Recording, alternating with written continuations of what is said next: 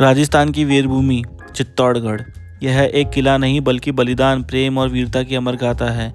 यहाँ के पत्थर, दरवाजे और हर मंदिर में छिपी वह कहानियाँ जो इतिहास को जीवंत करती है। आज हम आपको लेकर चलेंगे एक ऐतिहासिक नगरी के उस सफ़र पे जहाँ रानी पद्मिनी का गौरव, मीराबाई की भक्ति और जौहर की लपटें हमारे अतीत को जोड़ती है। तो चलिए शुरू करते हैं चित्तौड़गढ़ की इस ऐतिहासिक यात्रा को, जहाँ हर कदम पर छिपा है एक नया रहस्य और कहानी। यह शुरुआत होती है जयपुर से। तो जयपुर में हम हमारे ऑटो लेके पहुंच जाते हैं Jaipur railway station. Jaipur railway station पहुंचने के बाद हमारी ट्रेन, जो कि बहुत लेट हो चुकी थी, हम उसका इंतज़ार करते हैं और फाइनली जब हमारी ट्रेन आ जाती है तो हम उस पर बैठते हैं। ये बेसिकली हमने नाइट ट्रेन ली थी क्योंकि हमको अगले दिन सुबह चित्तौड़गढ़ दुर्ग पे जाना था। तो कोशिश ये करिए कि आप रात की ट्रेन लीजिए ताकि वो आपको अर्ली मॉर्निंग चित्तौड़गढ़ पहुंचा दे। तो हमारी फाइनली ट्रेन में हम बैठे और उसके बाद में जो अर्ली मॉर्निंग हम चित्तौड़गढ़ पहुंच चुके थे और हमने फटाफट किया ऑटो और पहुंच गए हमारे होटल में। होटल में फ्रेश अप होने के बाद में और हमारा चाय नाश्ता करने के बाद में हम निकले चित्तौड़गढ़ दुर्ग के लिए, जो कि तकरीबन 9:30 बजे हम निकले थे। ठंड काफ़ी होती है यहाँ पे चित्तौड़गढ़ साइड के अंदर, मारवाड़ साइड में, तो अपने जितने भी विंटर वियर से आप लेके चलिएगा विंटर्स के अंदर। तो चित्तौड़गढ़ किले के अंदर मुख्य रूप से 7 द्वार है। पहला है पांडन पोल, दूसरा है यहाँ पे भैरव पोल, तीसरा है हनुमान पोल, गणेश पोल, जोरोंद पोल। तो जोरोंद पोल यहाँ के अन्य द्वारों के मुकाबले सबसे मजबूत द्वार माना जाता है। और ये जो द्वार जितने बनाए गए हैं ये बहुत स्ट्रेटेजिकली बनाए गए हैं दुश्मन की सेना को धीमा करने के लिए, ताकि वो मेन किले तक बहुत स्लो पहुँचे। और लक्ष्मण पोल है और सबसे आखिरी में पोल आता है राम पोल। और चित्तौड़गढ़ किले की एक बहुत अच्छी खास बात ये है कि ये उन चुनिंदा किलों में से एक है राजस्थान के और पूरे इंडिया के, कि यहाँ पे आज भी लोग किले के अंदर बसते हैं। यहाँ आज भी आपको यहाँ पे देखने को मिलेगा कि यहाँ पे लोगों के घर है, ऑफिस है, यहाँ पे लोगों ने शॉप्स खोल रखी है और यहाँ पे लोग आपको दिख जाएंगे। ये देखिएगा व्लॉग के अंदर आपको दिख भी रहा होगा कि यहाँ पे आज भी लोग बसते हैं। तो जो हमने ऑटो किया था वो हमने किया था कालिका माता मंदिर तक, जो हमें कालिका माता मंदिर छोड़ेंगे। लेकिन कालिका माता मंदिर पहुंचने से पहले आपको यहाँ का टिकट काउंटर से टिकट लेना पड़ेगा, जो किले के आपको पद्मिनी महल, आपको विजय स्तंभ और भी यहाँ के जो भी दर्शनीय स्थल है वहाँ का आपको ऐसे टिकट मिल जाएगा। और जो टिकट का प्राइस है वो है 35 रुपीज़ इंडियन टूरिस्ट। तो जो कालिका माता मंदिर है वहाँ हमको भैया ने ड्रॉप किया, ऑटो वाले भैया ने, और उसके बाद में हमने यहाँ का मार्केट एक्सप्लोर किया। जो भी यहाँ पे आपको पूजा का सामान वगैरह लेना हो या फिर पानी की बोतलें वगैरह या फिर आपको ब्रेकफास्ट करना हो तो आप यहाँ पे कर सकते हैं। तो कालिका माता मंदिर ये चित्तौड़गढ़ के भीतर स्थित है और माँ काली को समर्पित यह मंदिर किले का एक महत्वपूर्ण धार्मिक स्थल है। मंदिर का निर्माण जो है 14वीं शताब्दी में महाराणा हमीर सिंह द्वारा करवाया गया था। इस मंदिर की जो खास बात है, जो इसकी वास्तुकला में राजस्थानी और द्रविड़ शैली का सम्मिश्रण देखने को मिलता है। तो हम आपको मंदिर को अच्छे से दिखाने की कोशिश करेंगे इस वीडियो में। मंदिर के अंदर फोटोग्राफी और वीडियोग्राफी करना अलाउ नहीं था, तो हम आपको इसको बाहर से दिखाने की पूरी कोशिश करेंगे। इसका कैसा आर्किटेक्चर है आप देख सकते हैं। यह मंदिर का पूरा आर्किटेक्चर आपको यहाँ पे नजर आएगा।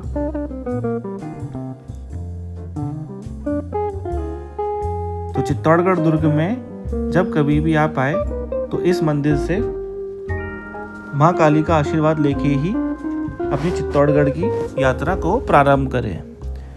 इससे थोड़ी ही दूर पे आपको पद्मिनी महल देखने को मिलेगा, जो कि वॉकिंग डिस्टेंस पे है, अराउंड 200 मीटर या 300 मीटर के दूरी पे है। तो आप वहाँ पे वॉक करके भी जा सकते हैं। तो पद्मिनी महल हमारा अगला स्पॉट था।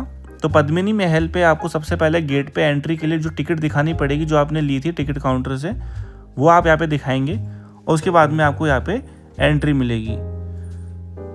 तो पद्मिनी महल यह चित्तौड़गढ़ किले के भीतर स्थित है और अलाउद्दीन खिलजी के बारे में आप लोगों ने सुना ही होगा, जिन्होंने 1303 में रानी पद्मिनी की सुंदरता के बारे में सुना था और उनसे मिलने की इच्छा जताई थी।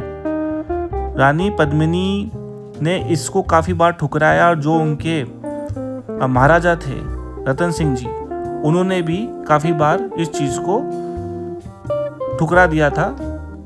बट रानी पद्मिनी जी ने फाइनली केवल जल प्रतिबिंब यानी पानी के कुंड में झलक देखने के लिए, जो आप ये देख पा रहे हैं, ये रानी पद्मिनी जी का महल है, इसके अंदर जो प्रतिबिंब बनेगा उसको दिखाने के लिए इजाज़त दी थी। इससे अलाउद्दीन खिलजी का उस महल पे और उस दुर्ग पे हमला करने का मन बन गया था। महल में जलकुंड और सुंदर बाग इसकी प्रमुख विशेषताएं हैं।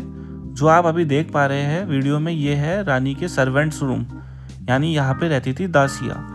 जब भी यानी यहाँ से रानी जब गुजरा करती थी तो उन पे फूलों की वर्षा की जाती थी। रानी पद्मिनी जी का महल घूमने के बाद में हमारा जो अगला स्पॉट था वो था विजय स्तंभ। क्योंकि चित्तौड़गढ़ में सर्दियों के टाइम पे भी दिन में गर्मी हो जाती है, तो हमने विजय स्तंभ देखने से पहले सोडा शिकंजी का आनंद लिया, जो कि विजय स्तंभ से आपको ठीक सामने मिल जाएंगी सोडा शिकंजी की शॉप्स, और यहाँ पे आप चाय नाश्ता भी कर सकते हैं, और वो भी यहाँ पे रिजनेबल रेट्स में। जो यहीं के किले के अंदर के जो लोग हैं उन्हीं की शॉप्स वगैरह है, तो आप वहाँ से कर सकते हैं। सोडा शिकंजी हमें 20 रुपये की पड़ी, तो हमने सोडा शिकंजी का तो आनंद लिया ही, साथ में सोडा शिकंजी पीते पीते हमने विजय स्तंभ का भी आनंद लिया यहाँ से। तो फिर हमने एंट्री टिकट दिखाई और हम पहुँच गए विजय स्तंभ को देखने के लिए। जो विजय स्तंभ है, इसे महाराणा कुंभा ने 1448 ईस्वी में जो मालवा के सुल्तान थे महमूद खिलजी, उन पे विजय के बाद में बनवाया था। जो ये विजय स्तंभ की जो ऊंचाई है यह 9 मंजिल का है बेसिकली, और 122 फीट ऊंचा है। इस स्तंभ पर आप जो देख पा रहे हैं यह है हिंदू देवी देवताओं की मूर्तियाँ और जो शिलालेख बने हुए हैं, जिसको बाद में अलाउद्दीन खिलजी ने और बाकी मुगल आक्रांताओं ने तोड़ा था। आप यहाँ पे देख पाएंगे कि काफ़ी सारी मूर्तियाँ ऐसी भी आपको दिखेंगी जो यहाँ पे खंडित है। और ये जो स्तंभ है ये भारतीय स्थापत्य कला का अद्भुत नमूना है, जो कि महाराणा कुंभा की महमूद खिलजी पर विजय के उपलक्ष्य में बनवाया गया था। और इसी विजय स्तंभ के पास में आपको जौहर स्थल देखने को मिलेगा, जो कि अभी के टाइम पे एक पार्क में तब्दील कर दिया गया है। पहले यहाँ पे जौहर स्थल हुआ करता था, जो अभी आपको वीडियो में दिखाई देगा। ये जो आप देख पा रहे हैं यहाँ पे अब एक पार्क बना दिया गया है, लेकिन एक जौहर स्थल था। यहीं पे रानी पद्मिनी जी ने और उनकी जितनी भी सेविकाएं थी उन सभी ने जौहर किया था। यह चित्तौड़गढ़ किले के अंदर ही स्थित है, और रानी पद्मिनी जी ने किले की अन्य महिलाओं ने 1303 ईस्वी में अलाउद्दीन खिलजी के आक्रमण के दौरान जौहर किया था। इसमें 3 जौहर हुए हैं।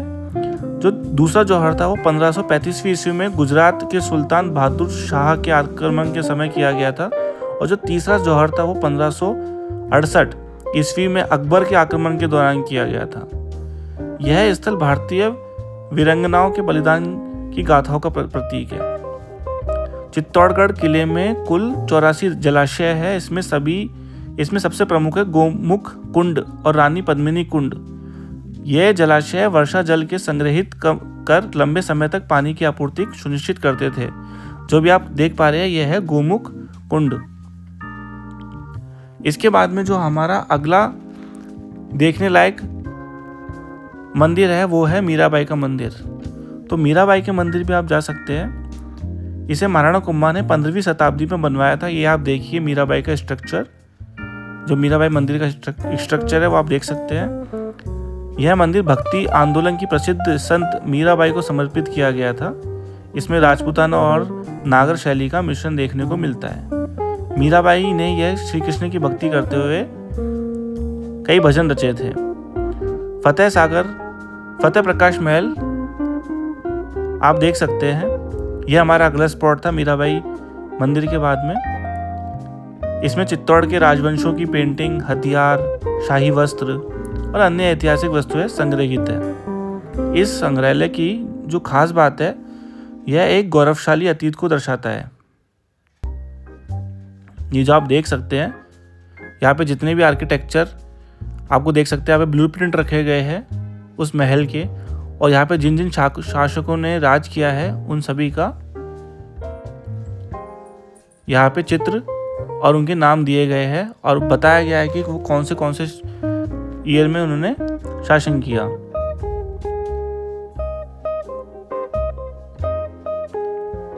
इस महल में आपको जितने भी शासकों ने शासन किया उसके बारे में, सिटी पैलेस, आमेर महल, रणथंबोर का किला और भी बाकी किलों के बारे में संपूर्ण जानकारी दी गई है कि क्षेत्रफल की दृष्टि से कौन सा किला सबसे बड़ा है, कौन सा किला सबसे ज़्यादा मजबूत, सबसे ज़्यादा अभेद हम कह सकते हैं वो है।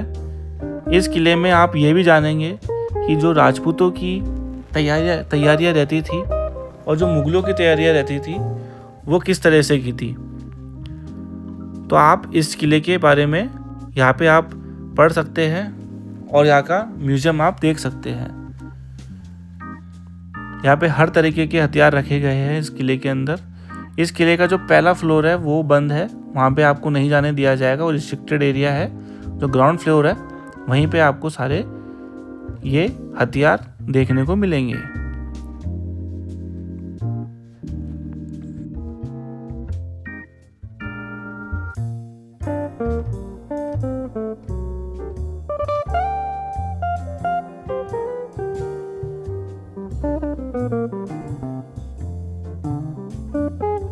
तो हमारा जो अगला डेस्टिनेशन था वो था कुंभा महल। कुंभा महल का नाम जो रखा गया था वो राणा कुंभा के नाम पे रखा गया था, जो मेवाड़ के शासक थे। उन्होंने कुंभ महल का निर्माण अपनी शक्ति और भव्यता को दर्शाने के लिए किया था। यह महल चित्तौड़गढ़ किले के ही अंदर है, जो एक महत्वपूर्ण ऐतिहासिक स्थल है। जो कुंभा महल है उसकी वास्तुकला राजपूत शैली से है। यह महल में बड़ी बड़ी दीवारें, भव्य हॉल और खूबसूरत आंगन है। तो महल में जाने से पहले आपको यहाँ पे जो टिकट आपने लिया था स्टार्टिंग में वो आपको चेक करवाना पड़ेगा। तो चेक करवाने के बाद में आप यहाँ पे एंट्री ले सकते हैं।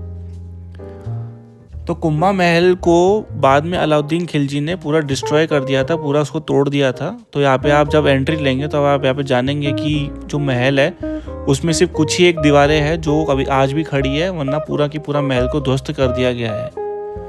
महल में झरोका, उल्टे गुंबद और संगमरमर के स्तंभ देखने को मिल जाते हैं, जो राजपूत स्थापत्य अद्वितीय उदाहरण है। महल की दीवारों और छतों पर सोनारी चित्रकारी और नक्काशी भी की गई है, जो आज के टाइम पे अभी आपको नहीं देखने को मिलेगी, क्योंकि इस महल को ध्वस्त कर दिया गया था। एक जो कुंभा महल है उसका संबंध रानी पद्मिनी से भी है। कहा जाता है कि रानी पद्मिनी यहाँ समय बिताती थी और महल के कुछ कमरे उनके जीवन से जुड़े हुए थे। महल में कई कक्ष और तहखाने हैं जिन्हें युद्धों और समय शाही परिवार की सुरक्षा के लिए बनवाया गया था। महल में कई चित्रकारी और नक्काशी भी आपको देखने को मिलेगी, लेकिन अभी जैसा कि आप देख पा रहे हैं महल को पूरा खंडर में ही बदल दिया गया है, पूरा तोड़ दिया गया था।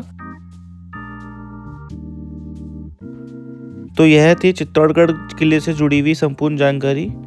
तो दोस्तों, अगर आपको ये वीडियो अच्छी लगी तो सब्सक्राइब कीजिए, लाइक करिए और शेयर करिए, और ऐसी ही वीडियो को हम लेके आते रहेंगे। तब तक के लिए धन्यवाद।